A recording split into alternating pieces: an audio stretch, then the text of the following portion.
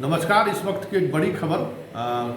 नगर निकाय चुनाव को लेकर है और वो खबर ये है कि एएन सिन्हा इंस्टीट्यूट को, जिनको ये जिम्मेवारी दी गई थी कि पूरे प्रदेश में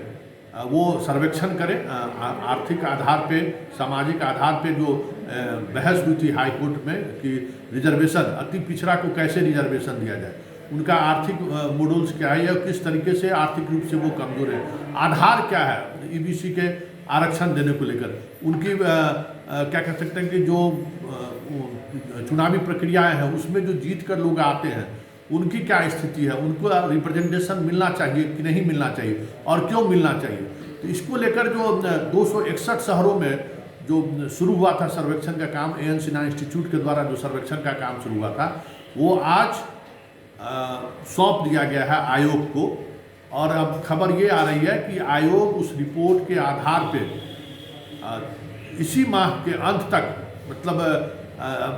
पूरी रिपोर्ट के आधार पे जो आरक्षण मॉड्यूल्स है या जिस तरीके से आरक्षण का की व्यवस्था कैसी होगी वो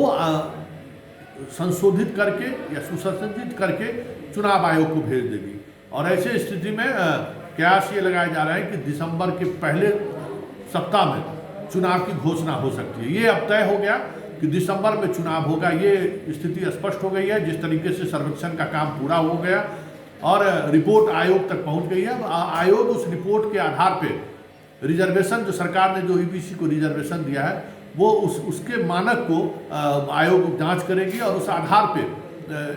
आयोग निर्णय लेगी और फिर वो इलेक्शन कमीशन को उसका